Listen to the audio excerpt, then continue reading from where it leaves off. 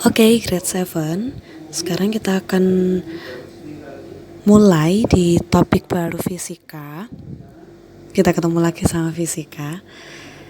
Nah, di topik baru ini kita belajar tentang kalor dan perpindahan kalor. Ya, seperti yang di handout yang sudah Miss share di Google Class, kalian bisa download handoutnya. Dan sambil mendengarkan video pembelajaran ini, kalian bisa mengisi handout tersebut. Miss akan pandu dari sini. Dan nanti jika ada pertanyaan, kalian bisa tanyakan di kolom komentar. Oke,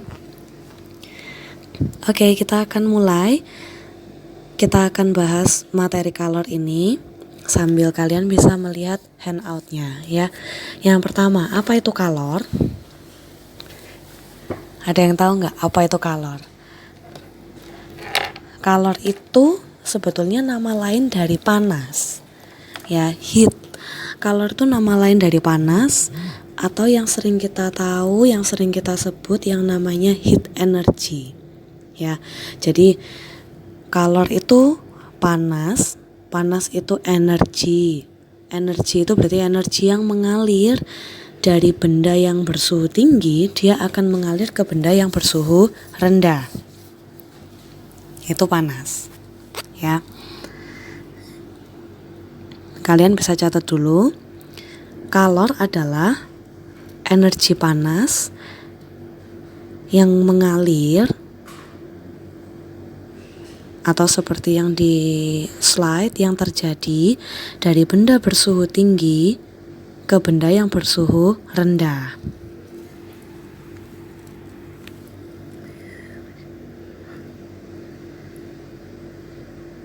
Oke, sudah.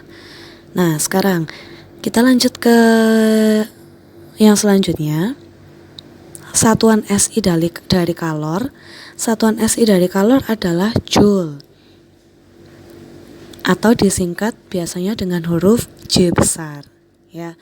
Satuan SI dari kalor adalah joule.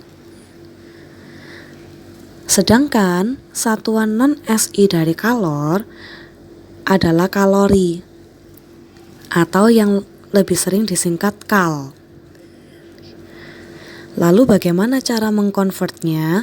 Dari kalori ke joule, kalian bisa isi seperti yang di slide, yang di box merah.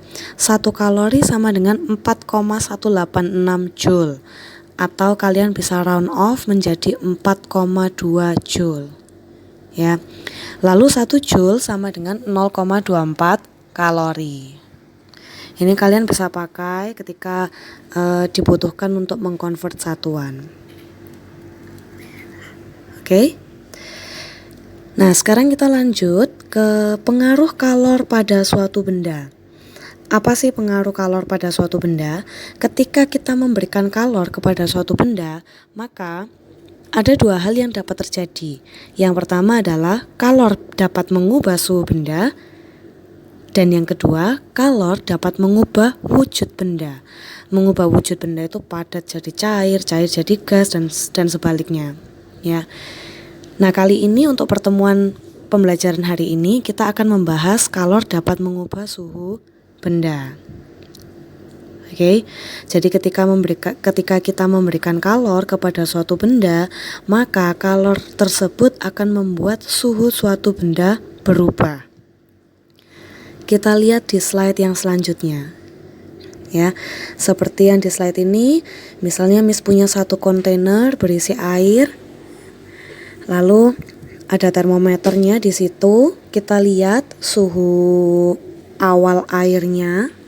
Suhu awal airnya itu sekarang ada di 25 derajat Celcius. Ya. Jadi sekarang Miss panaskan. Nah, itu Miss kasih api, kasih kalor, diberi kalor. Kalian amati di termometernya, ternyata termometernya, cairan dalam termometer naik. Hal ini menunjukkan bahwa kalor mengubah suhunya benda dari awalnya 25 derajat Celcius sekarang menjadi 100 derajat Celcius. Nah, ini yang dimaksud seperti yang tadi, ya. Nah, sekarang itu tadi Miss turunkan suhunya. Tadi awalnya 100, Miss kecilkan apinya, lalu sekarang suhunya turun. Sekarang menjadi 25 derajat Celcius lagi. Nah ini jadi efeknya, jadi akibat ya, pengaruh kalor terhadap suatu benda, dia bisa membuat suhu suatu benda itu naik atau turun. Terjadi kenaikan atau terjadi penurunan ketika diberi kalor, ketika tidak diberi kalor itu akan ada suhu yang berbeda. Nah, nanti kita akan mencari tahu apa sebetulnya pengaruh massa dan lain-lain terhadap kalor, seperti di slide ini ya, slide selanjutnya. Nah, besarnya kalor yang diperlukan untuk menaikkan suhu suatu zat itu bergantung pada 3 hal, yaitu massa, kalor jenis, dan kenaikan suhu. Nah, apa sih kalor jenis? Itu ya. Kita sambil isi. Kalor jenis adalah banyaknya kalor yang diperlukan oleh 1 kg zat untuk menaikkan suhunya sebesar 1 derajat Celcius. Ya, banyak kalor yang diperlukan oleh 1 kg zat untuk menaikkan suhunya sebesar 1 derajat Celcius.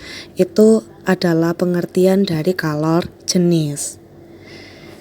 Nah, kalau kalian lihat di tabel, di situ Miss berikan tabel kalor jenis beberapa macam zat. Jadi kalau kalian amati di handout ya, air itu kalor jenisnya 4200, air laut 3900, alkohol 230 dan seterusnya. Ternyata setiap benda memiliki kalor jenis yang berbeda-beda.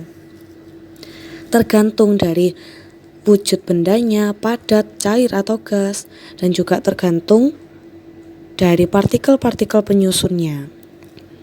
Ya.